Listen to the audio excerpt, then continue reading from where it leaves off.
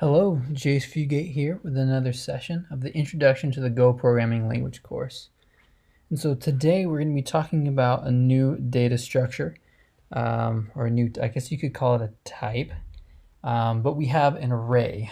So an array is kind of like a bag that you can hold multiple things in.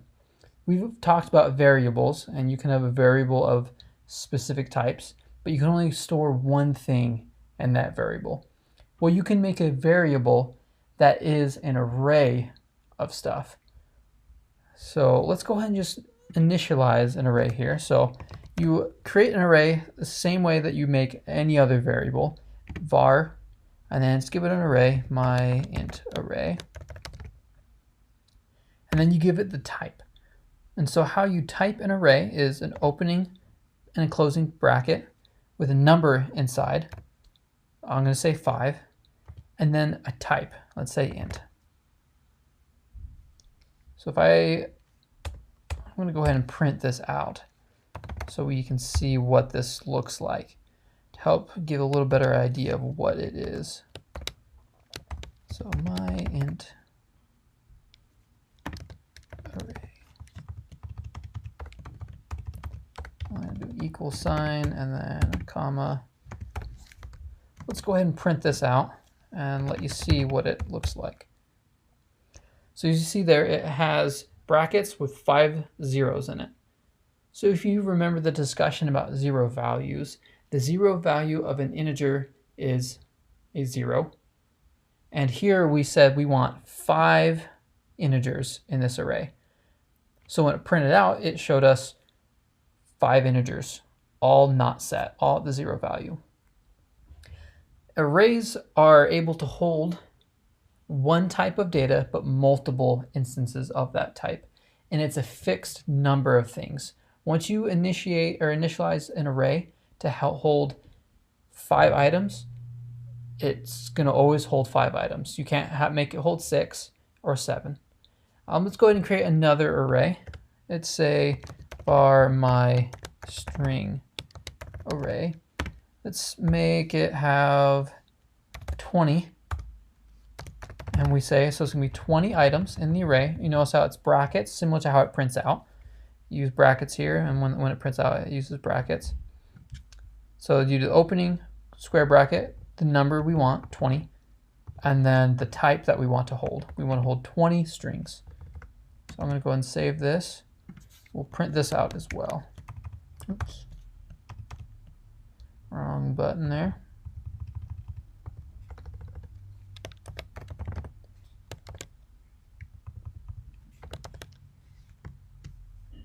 And let's print this out. So you can't see it very well, but there are 20 empty strings right here. So there's 20 spaces inside, because the 0 value of a string is an empty string. It's nothing. So this seems kind of useful, right? Except for it's only holding zeros and empty strings.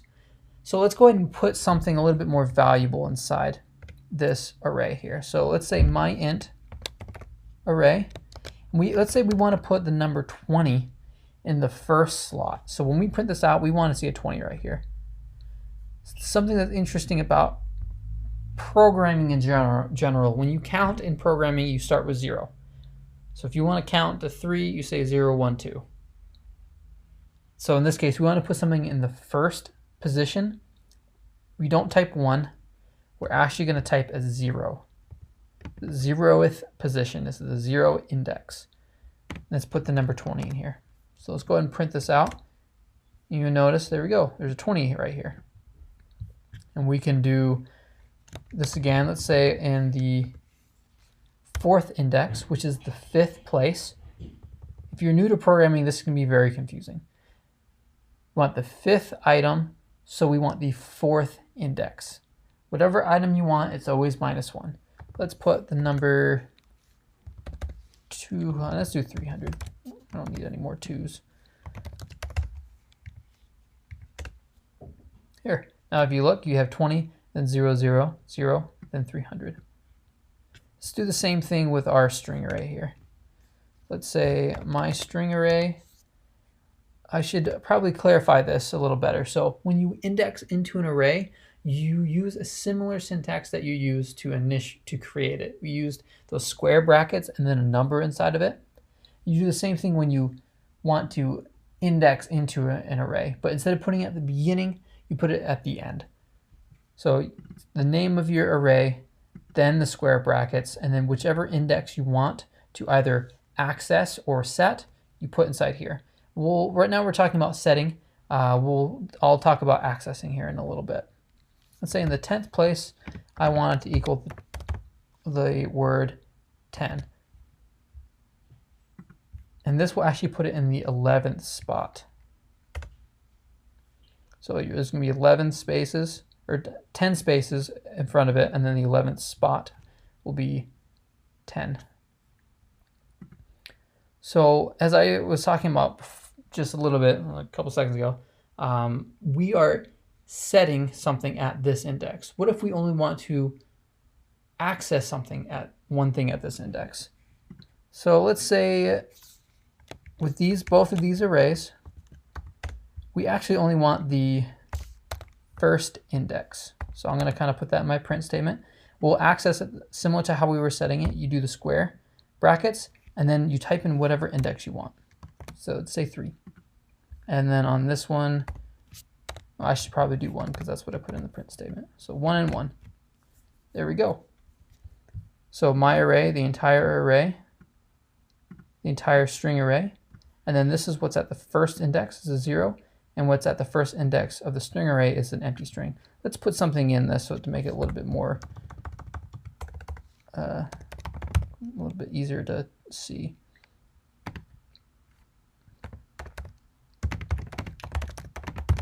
Second item, but first index. So let's clear this and let's print this out again. There we go, second item, but first index. So I put it in at number 1, and then I can then access it at number 1. Something to note that if we try to access the 5th index, so the 6th element, it's going to give us an error. It's going to say invalid array index 5, out of bounds for a 5-element array.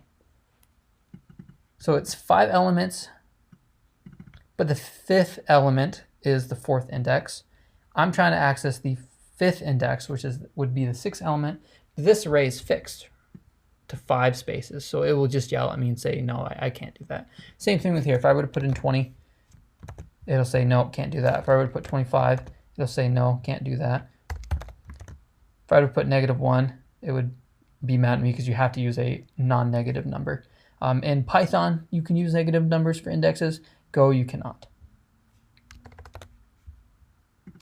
So there you have it. That is a new data structure that you have to be able to play with. So see what it can do. As I always say, see what it can't do. Create an array of certain length, fill it with things, and then practice accessing certain items. In the next couple videos, we're going to be talking about more ways that you can use arrays, create arrays. So hopefully we'll see you again. Thank you so much for being here.